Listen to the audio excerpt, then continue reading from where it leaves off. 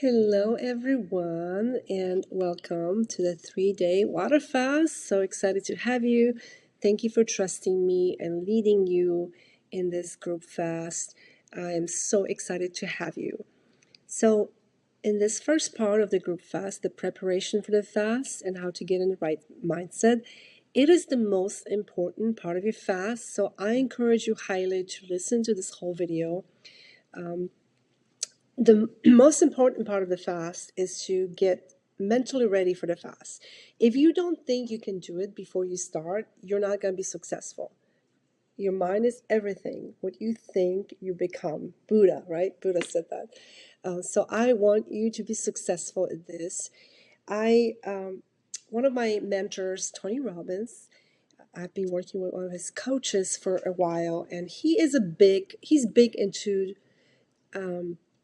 over delivering. And I was thinking about what can I do to help you guys be more successful with this fast. I've done so many fasts online, like on Facebook and Instagram, but I feel like during those fasts I don't really have I don't have a way of knowing like who is watching, who is online when I'm there live talking about stuff.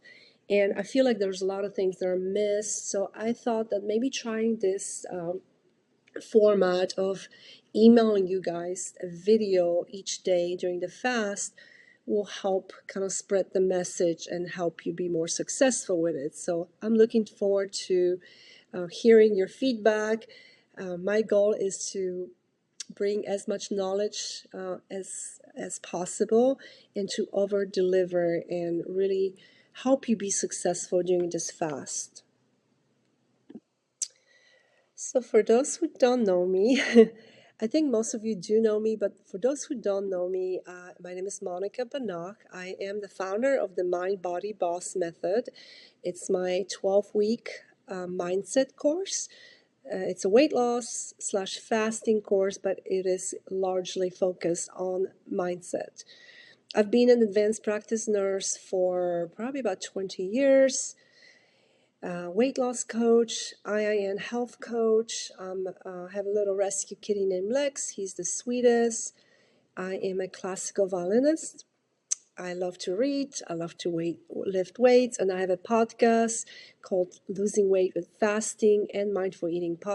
Mindful Eating. If you haven't tuned into it, I highly encourage you to do so. There's a lot of mindset tips, great interviews with people that lost a lot of weight fasting, and a lot of other stuff. But why should you trust me?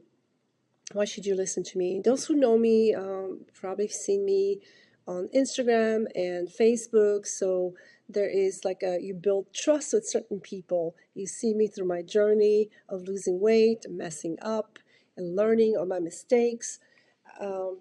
But I have struggled with weight issues for a very long time. And I literally have tried every diet known to man, like hundreds of them. And every diet that I would try, I would think, oh, this is the one. This is the magic diet. Even when I started fasting, I thought the same way. And I lost a lot of weight. This is before I actually started working on my mindset. I lost a lot of weight, then I regained a lot of it because I didn't change anything here. So, being an advanced practice nurse, I literally felt like there's something wrong with me. Like, why can I get this? Like, I'm educated, like, I'm in medical field. Why can I lose weight and keep it off? Like, what is wrong with me? I would just beat myself up. I did lose, since then, I lost about 60 pounds and kept it off with a little regain here and there. And every time I do regain a little bit, I'm able to get back to that foundation and lose the remaining of the weight. But I have struggled with this for the last 12 years, not only the weight loss, but the emotional eating. And the last 3 years, I have gone through the ups and downs, learning like what to do and how to do it. And for me, it comes down to creating that strong foundation. It's not per se like what you do. There's many diets. You can do carnivore, you can do keto and lose the weight. Fasting, you're gonna lose the weight, but it's really changing the foundation. And I think of the mindset like a foundation when you're building a house, right? So if you're building a house and you build a crappy foundation, that house is going to fall apart at the first sight of wind or any kind of uh, rain or storm or earthquake, right? Same thing with your mind. If you build a strong foundation here, and which is your mind, you're going to be able to overcome, like build that strong house. So anything that happens, like you stress at work or kids being sick or divorce or whatever, you're gonna have that strong foundation able to overcome any of the struggles. That is the ultimate goal. This is something that I teach in my Mind Body Boss course, because I see so many people going through those ups and downs, and they just get so frustrated. And the worst part of it is they beat themselves up like it's their fault, like they did something wrong. It's not you, it is the foundation. And if you don't start building the foundation in here, building a strong foundation, your mindset, you're not going to be successful. You're going to lose the weight, but then you're going to regain it. I've done it many times. I'm still working on it. I'm still not perfect. Every day it's a lesson. I learn through my clients. I learn through myself. My mindset growing up in Europe, like I had a lot of like beliefs like about foods and certain things. So I had to changing that neuro-linguistic association in your mind so it works for you instead of against you. So anyway, let's get started here. I do have to, even though I'm a medical professional, I am not a doctor.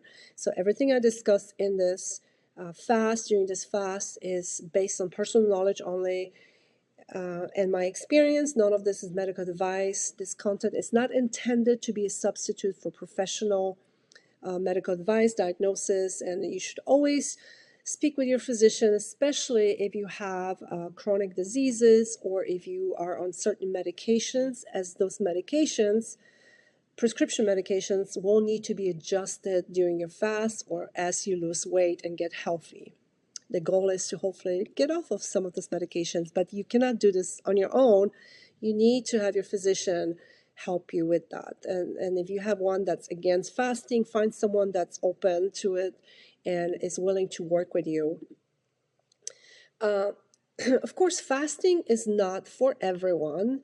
There are certain types of people or certain situations where you shouldn't fast. A lot of it is common sense, but I see people fast all the time during this time. Breastfeeding, pregnancy, and yes, I know some coaches that encourage fasting during breastfeeding. I don't understand it. When you're pregnant and when you're breastfeeding, your body needs nutrition to create milk or to help grow that baby in your belly, right? So don't fast during this time, okay? Eating disorders. Fasting should not be used as an obsessive way to punish yourself for binge eating. This is how you create eating disorders. Of course, bulimia, anorexia, you should not fast. If you're severely underweight, you shouldn't fast. Underage, if you're a teenager, like you're 14 or 15, you need the nutrition to grow. You don't need to be fasting. Intermittent fasting is usually okay, but like anything prolonged, definitely not, or do it under doctor supervision. Certain chronic conditions, like I mentioned, if you are on prescription medications, you need to be working with your physician because those medications need to be adjusted.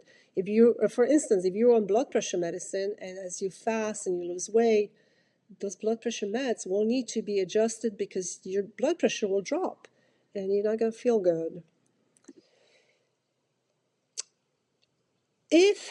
Okay, so this one gets omitted a lot of times. I did it when I first started fasting in 2020. and I did the snake diet. It was like fast, hard, go as hard as you can. Doesn't matter if you're a man or woman, it's the same. Lose the toxic weight. Well, I did. Um, but I also lost a lot of hair and had a lot of issues with my cycle. So I don't want you to make the same mistakes that I did. So if you are in a childbearing age, there's times of your cycle, monthly cycle, that you need to avoid fasting. If you are a guy listening to this, I still want you to listen and tune in, because you might have some of your friends, your girl friends, that are fasting, and maybe you can help them with this and explain it, maybe your wife or your girlfriend.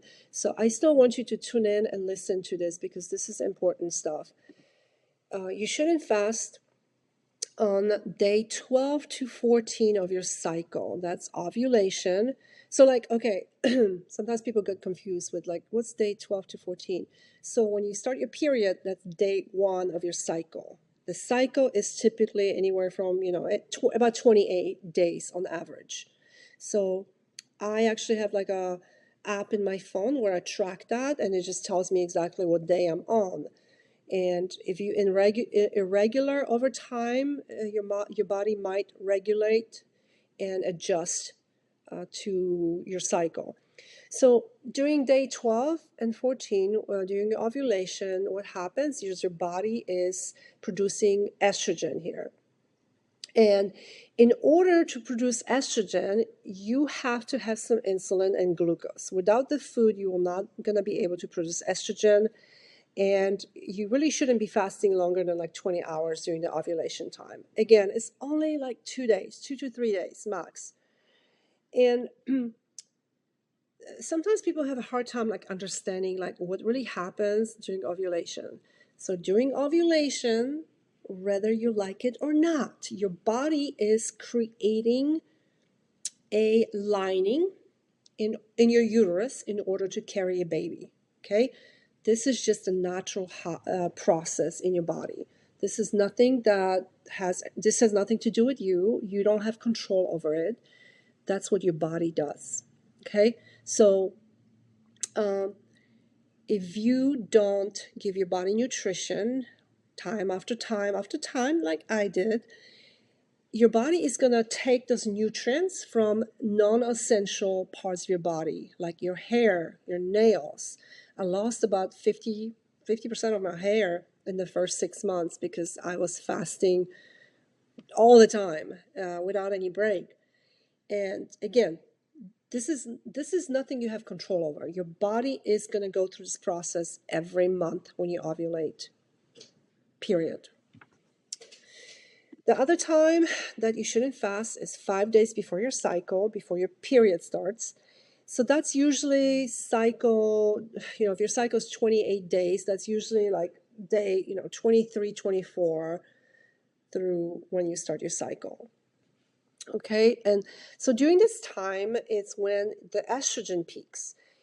And if you don't have enough, where your progesterone peaks, I'm sorry, if you don't have enough progesterone, all of the other hormones are going to decrease, your estrogen, testosterone. And so just like with estrogen, like we talked about during ovulation, you need glucose and carbs, some carbs in order to build those hormones. And if you're unable to make progesterone, you're going to notice a lot of negative symptoms, like feeling anxious, like irritable, not being able to sleep, insomnia, your hair falling out. And we don't want that, okay? Again, if this happens, like let's say during this fast, you're like, oh, I really want to do this fast. If you do it once, you fast one time during, it's not a big deal. But if you constantly do it every month, each time, it's not a good thing. Okay, so pay attention to this. Again, it's only like what, 5, 6, 7, maybe 7, 8 days. Like that's not a lot. So honor your body, listen to your body. This is also why sometimes people are like, oh, I feel crazy before my period. Well, it's because your body is craving those certain foods. So if you just go ahead and give your body just good certain foods, you're not going to crave the crap. All right. Okay. So the most important part of the fast is your mindset. Okay. The second most important part of the fast is how you break the fast. So before you start the fast, I want you to set yourself up for success. I want you to commit to it and believe that you will and you can do this because you can. If you always tell yourself, like, I always cave in, I always break a fast, I always blah, blah, blah, then you're not going to be successful because whether you think you can or that you can't, you are always right. So set yourself for success, create that mindset that, yes, I can do it because that's all it takes. Give yourself that confidence. I got this. I can do it. I can push through some of these negative symptoms. We are going to go over those negative symptoms. So then you're prepared when they happen. You're not like, whoa, what is going on? Those negative symptoms are going to be there.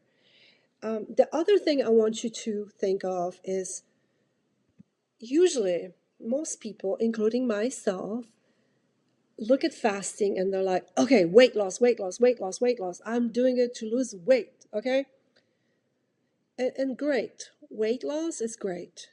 And it is going to be the side effect of fasting, right? One of the side effects. But I want you to look at all these amazing things. I want you to focus on all these health things. And I wish I did because I would probably be more successful and approach fasting from a more holistic view than just like that lose weight, lose weight, lose weight, right? And then it created this like blockage in my mind, like, I don't want to do this just for weight loss. But when you look at it from all these positive things, like, of course, I'm in my 40s. So anti-aging and longevity, that is a huge part. Even if I'm not doing it for weight loss, like I'm gonna do it for longevity.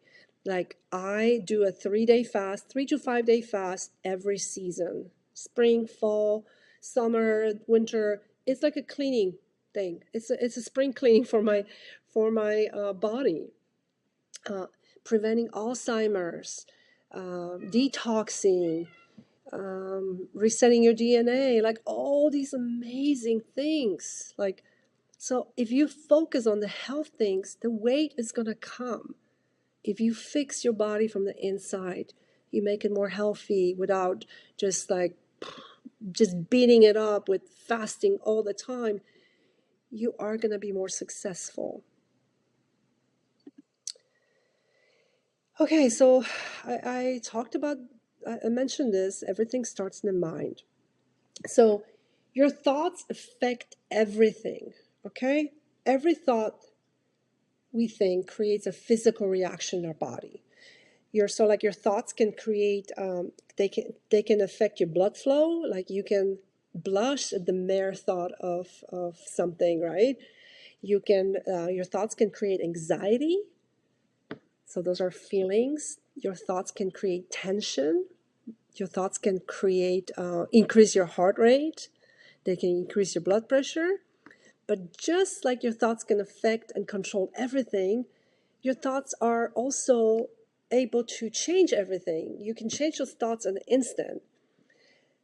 Think of your thoughts as a drop of water, right? That one drop of water, it's really not that significant, right? It's just one drop, it's going to dry off, it's fine. But if there is a pool of water, after many drops of water, or an ocean of water, and full of negative thoughts, it's gonna just inhale your your whole life. So you have to be very careful how you think, what thoughts you allow in your mind. Every so often that negative thought is going to come in there. It's normal. We're human. I have those. Like, I'm like, but then I'm like, nope, snap. That's fine. That one dried off, gone. But I'm not going to create a pool of negative thoughts. Okay? So be very careful. Those thoughts will control your feelings. Those feelings will control your actions. And those actions will control your behaviors. So how do we imply this in our life, right? Let's say Monica comes home from work and she had a rough day, and my thought is like, God, this day was tough. Oh, I'm so tired, creating those feelings. I'm tired, I'm anxious, I'm just annoyed. And those feelings, my mind, right? Your mind is very simple. It wants to give you pleasure and avoid pain. So what my mind has been used to is sitting down on the couch, opening a bottle of wine, and maybe eating some carbs, because that what gives my body a release or feeling better. So those feelings, you have to be very careful what you allow those thoughts to do, because those thoughts are very powerful. They'll create those feelings, anxiety, and then next thing I know, I'm creating actions based on those feelings, drinking wine, eating crap, eating carbs, or doing whatever else, other things.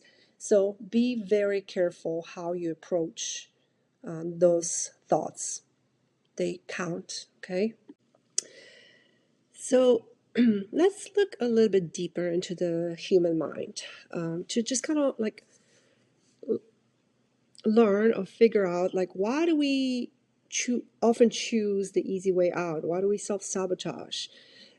Usually because there is like an internal conflict between the two minds. And I'm going to kind of just like give a little quick overview here of like how the mind works, just a little bit. I talk about this extensively in my Mind Body Boss course, but again, that's done over weeks, and I won't be able to talk in a deep detail about it here. But just like I mentioned earlier, your mindset is that foundation of everything in your life. So when you're able to control that mind, you are going to be successful in every area of your life, in your relationships, in your fasting, in your career. So don't skip this part, even if it's not for weight loss. Like, don't skip it. This is very, very important. Okay, so what are those two minds? Okay, so we have two minds. We have the lower mind. So the lower mind is it's kind of it's the back of your brain. It is the backseat driver. This is where that kind of urge voice originates. That backseat driver and the ego. It's ego that thinks it knows the best, and it's usually the kind of advice. They give you advice. That part of your brain gives you advice that you don't ask for. Is that emotional part, making decisions out of just pure fear or emotions or survival mode. So this is the mind that when you come home from work and you're tired, you're just like, F it, I'm just gonna like have wine and chips and whatnot, because I don't care. I just want to feel better. This is the backseat driver telling you, like, yeah, go ahead. Like, this is what made you feel better before, so go ahead and do it. Lower mind. Higher mind. This is the decision maker. This is the driver with the hands on the wheel, right? Hands on the steering wheel, making conscious decisions what to do next. Okay? This is where we want most of our decisions to come from. Okay? It's from the higher mind. So how do you make conscious decisions? You think about it. You make it consciously. You just don't do it out of habit. This decisions made out of habit is this lower mind, your ego mind, the back part of your mind. So distinguishing between those two minds, it's step one, and then learning to change how we think. And of course, your mind is like a muscle. Changing those subconscious thoughts will take some time. You're not going to be able to master this in like 1 week, right? If you go to the gym, you start going to the gym, you're not going to start lifting, squatting 300 or 500 pounds, right? You start slow. It takes time to build. Same thing with your mind. Also with fasting. Fasting is a muscle. It takes time to do it. The more you do it, the easier it gets. It's a marathon and not a sprint. So be patient with yourself. Just like it took time to build those negative habits. Well, actually, negative habits are a lot easier to build, but it will take time to build those positive habits as well. But once you build those positive habits, it's going to help you in every area of your life. So before we start the fast, I want to go over what to expect during the fast, what's normal and what's not. Of course, I always want you to listen to your body. You know your body best, right? Don't question some things. Like, of course, if it's just some discomfort, like, ooh, I have a headache, I just can't do this, I have a headache, you can push through that, right? There's some discomfort. It's not gonna be easy. Like this guy over here, like I'm sure this is not comfortable going uphill on the sand with a weight bag, right? But that discomfort leads to change. So same thing with fasting. Yes, there's gonna be some discomfort, but at the top of the mountain, there's rewards. So looking down on that beautiful view and just feeling good and just being proud of yourself, I want you to think of that. So here's some symptoms that you need to push through, okay? Obviously, listen to your body. If it gets too much, you listen to your body and you break your fast, right? Nausea. It's normal to feel nauseous. If that happens, try some electrolytes. Don't just pound lots of plain water, okay? Plain water will flush out the electrolytes and make you feel nauseous and make you feel bad. So you can, even if you just add some pink Himalayan salt, that will help with the nausea. And sodium is potassium sparing. So if you have enough sodium, it's going to keep the potassium in your body, in your cell. So if you don't have potassium or you don't want to use potassium, even sometimes I would just take like a little pink Himalayan crystal and I just would put it under my tongue and just suck it, and that would make me feel better. Hunger. Okay. You're going to be hungry. Let me break the news to you. You're going to be hungry. You're going to have hunger. You're going to be bored. That mental hunger where your brain just obsesses about food.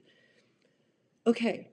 So your mind is very routine, right? It gets used to those habits. So if your mind is used to having lunch at noon and then dinner at 5, what is it going to do? It's going to seek that. You're like, whoa, what's going on? What's happening? Is this like end of the world? It's going to freak out, right? Because your mind is kind of simple. It just wants to give you pleasure and avoid pain. So not eating, it's painful for the mind. So in order to help you in this situation, what I recommend is replacing like that dinner time with something else, like distract yourself. Because if you go and sit in the kitchen or you sit at the dining room table with everyone eating, you're going to drive yourself crazy. So don't put yourself through it. When you get home and you're like, it's dinner time, instead of sitting there and contemplating, should you eat, go for a walk, go take a nap, go take a bath, do something to distract yourself. We're so conditioned kind of to eating all day long. Food is everywhere. So you're going to have to start changing those mental habits. I was doing a fast a couple months ago with my sister, and she said, oh my God, like I'm so bored. Fasting is so boring. And I'm like, so what? So eating is exciting? And she was like, oh my God, that just like hit me. We think because we're so habitual, we're such a habitual creatures, we're so used to doing certain things. So we're so bored, like fasting's boring, but then we think it's food and we think that that's exciting. So again, we have to start changing those mental habits. It's not gonna happen overnight, but you can change it. Okay, headache, being tired, being moody, just kind of like mental fog. Again, those are normal. Usually it's due to low sodium. So again, make sure you have enough electrolytes in your body. Also, when you start fasting, your insulin levels will drop a little bit, and that will signal your kidneys to release excess water. So you will pee out. like pee a lot of the electrolytes out. And so just put some sodium in there. At the end, I'm going to show you my electrolyte drink that I use and that you can utilize during your fast. Bad breath, heavy coated tongue, like with the white on your tongue. Again, that's a first sign of cleansing and detox. Don't worry about it. This is totally fine. It means basically you're burning fat. You're in ketosis. You can brush, if that's uncomfortable, brush your tongue with a toothbrush, or you can get like a tongue scraper. Some people use oil pulling a few times a week and just spit it out, and that helps as well. But again, this is totally normal. Muscle weakness, just kind of overall tiredness, like that's totally normal. This is again, this is caused by the glycogen being pulled from your muscle during day 1 and 2. This is totally normal because what you're doing is you're switching from that carb burning to fat burning, and using up all that glycogen stored in your liver to fat burning and utilizing fat stores for energy. So it's a big switch. This is kind of when people talk about like keto flu. This is what happens. You're converting from carb burning to fat burning. So again, if you have time to spend like a week to go into like a lower carbs and eating healthier, that will help you during the first day or two of your fast. If you have time, if you can do it for a week. Feeling cold, totally normal. This is caused by increased blood flow to your body, because your body is moving, utilizing the fat to your muscle where it is burned as fuel, because it does not want to, your body's not going to burn muscle for fuel. It's going to utilize the fat. So anytime you're cold, it's a good sign. It's actually your fat burning. You're burning fat. So don't be afraid of being cold. I don't like being cold because I'm usually cold. But now that I know that I'm burning fat when I'm cold, I'm like, okay, I can do this. I can shiver for a little bit. Insomnia. This is, when you first start fasting, your body produces adrenaline, which is a regulatory hormone. It helps with fat burning, energy. But if your sleep continues to be affected, you definitely should break your fast, because sleep is number one. Sleep is so important, and lack of sleep will increase your cortisol, which is a stress hormone, and prevent you from losing weight. I've never had issues with sleep. I usually take magnesium calm at night, CALM, and that really helps with the sleep for me. But I really never have issues. Also, your body has so much extra energy because it's not using that energy to burn food, assimilate the food, and then get the toxins out of your body. So, if you feel good, but if you have severe insomnia, you can't sleep, or you're very skinny already, thin, and you're fasting long, that is usually a cause for insomnia too. Your body does not have enough fat to utilize for energy. So the next one, so these are the ones that, yes, you keep pushing through these, okay? These are just symptoms of fasting. These are normal, okay? Discomfort is normal. If it was easy, everyone would do it. So again, this is okay. What's not okay is these symptoms.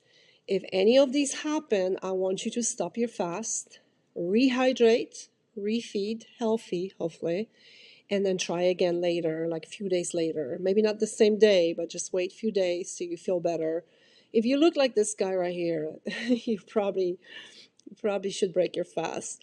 So any kind of extreme nausea, vomiting, lightheadedness that is not relieved by rehydration and electrolytes, or bone broth, okay? So I don't usually drink bone broth, but if I'm feeling pretty bad and I'm having really bad detox symptoms, I would rather drink some bone broth than completely break my fast. So I usually will recommend that to people that are brand new to fasting, like just getting through those first 2 days. It's gonna help you. Okay, so again, like, don't do it if you don't need it. But if you're about to like break your fast and start eating, it's okay to have a little bit bone broth. Tachycardia, so that is increased heart rate, feeling like your heart is pounding in your chest. It's not a good sign. We don't want tachycardia, like your heart rate 120s. It's not a good sign. Break your fast, drink some electrolytes, refeed. Shortness of breath, um, that's not a good thing. Chest pain, nope. um, Severe diarrhea or just feeling ill. And when I say severe diarrhea, this is not diarrhea caused by accidentally taking too much magnesium, okay? This is just diarrhea, like you can't stop.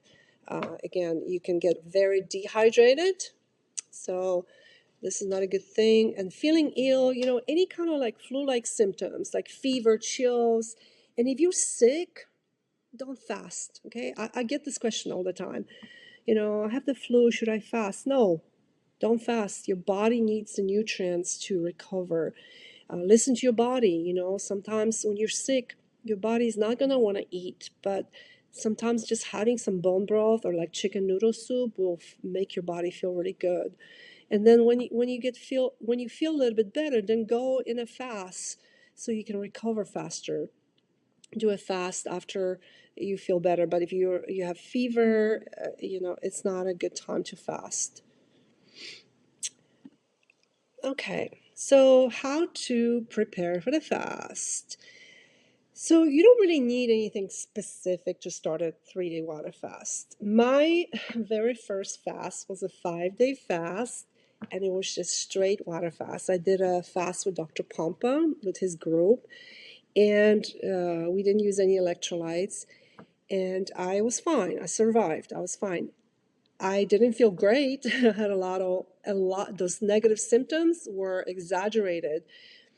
So even though you don't need anything, you can totally do a just plain water fast. The electrolytes is what's going to make you just feel better, have those negative symptoms not be as extreme.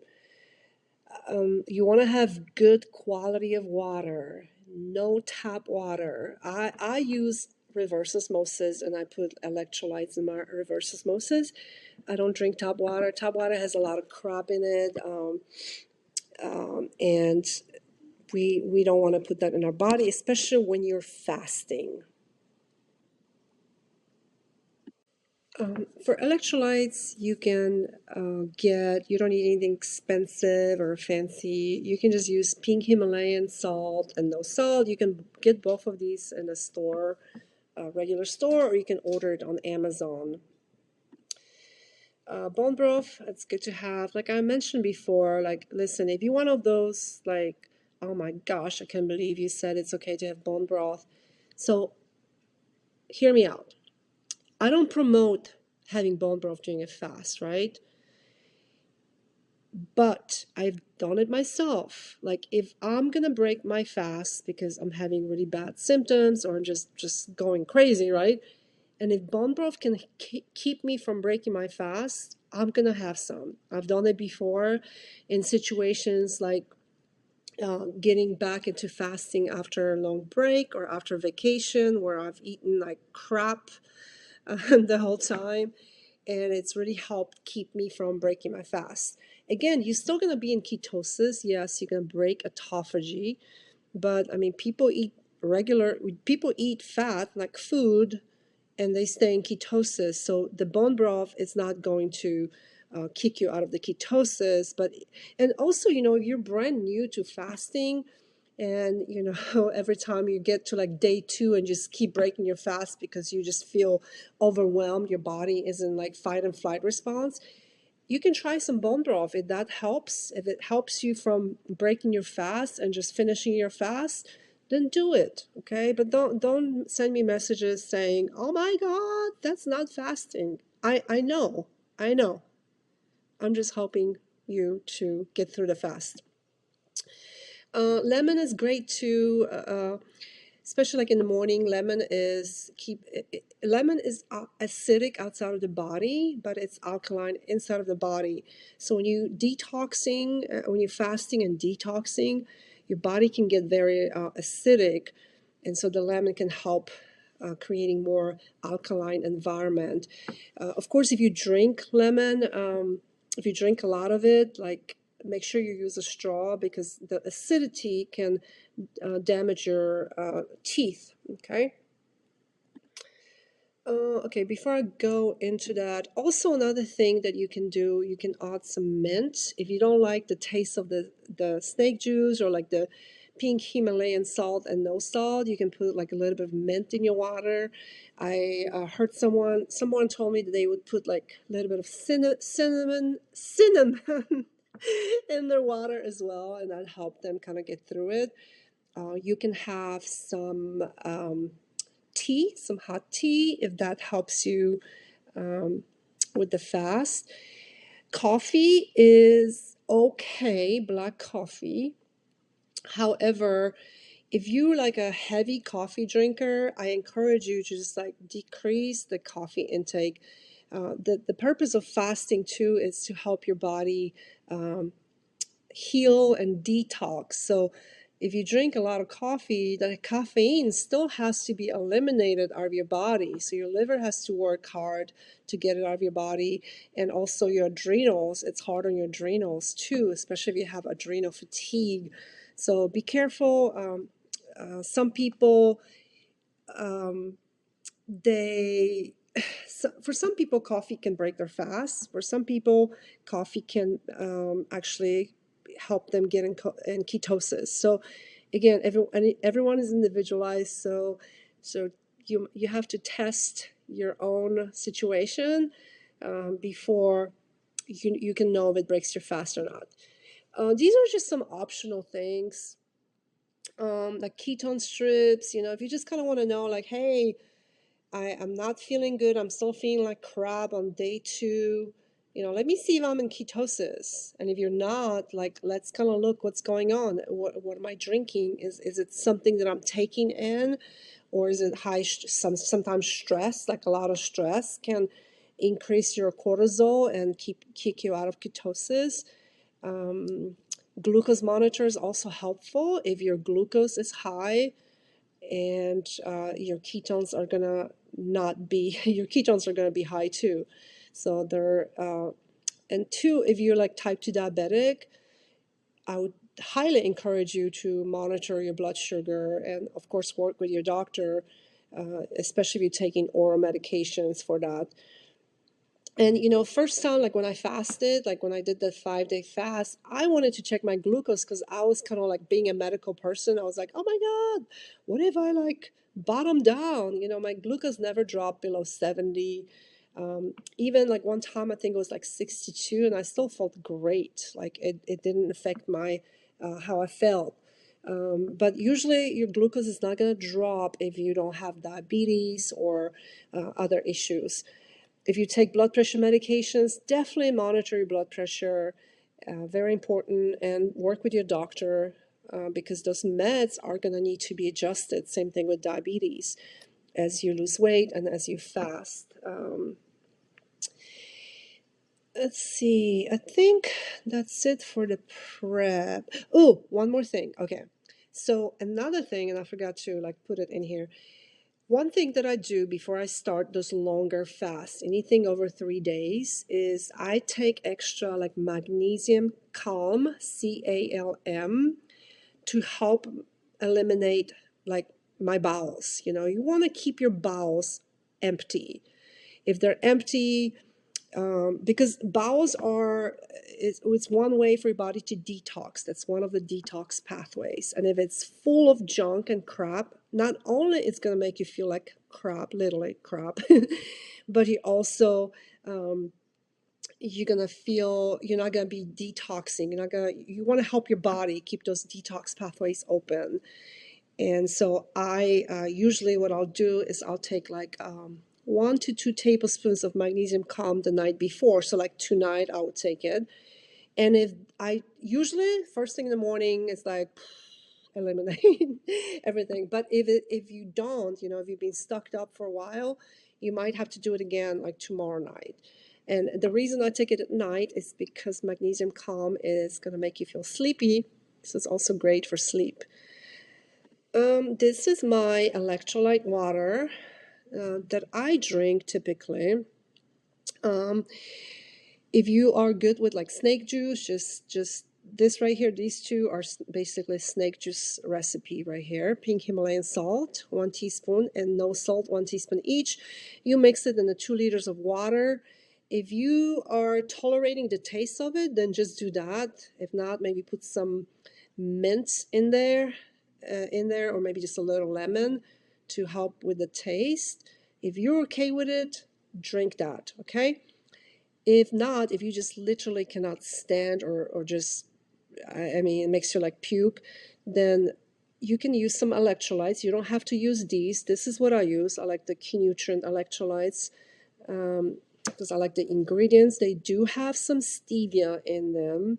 My favorite is the pomegranate and what's the other one? I forgot the other one. I think the watermelon. Oh, watermelon's the other one that I like.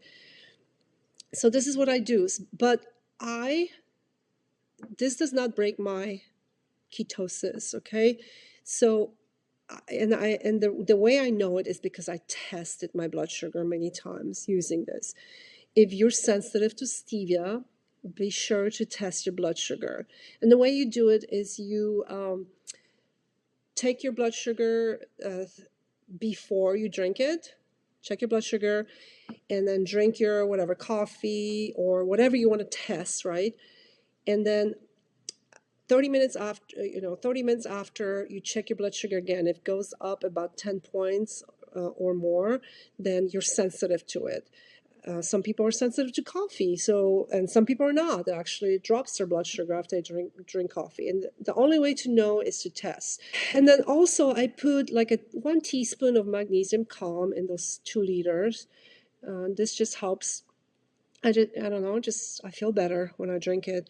And then also, if you can't sleep at night with fasting, this is a great supplement to use. Well, that's for tomorrow. So tomorrow, this next video is going to be, we're going to talk about what to expect on day 1 of the fast. You will receive those emails the night before. So like tomorrow night, I'll send day 1. So then you kind of have an idea like what to expect Monday on your first day. The reason I like to start the fast like in the evening is because you go to sleep and you wake up and you'll have like at least 8 or 9 hours of fasting under your belt. So it just kind of makes it easier than like starting off like first thing in the morning. But again, like whatever works for you, it's fine too. That's about it. If you guys have any questions about anything in these videos, message me on Instagram at monikabanach.official. That's usually the quickest way to get in touch with me. Also, if you have any questions moving forward, like day 1 or day 2 or whatever, message me and I'll answer those questions in the videos coming up. Super excited for you. I'm cheering here for you. I'll be doing this fast with you as well.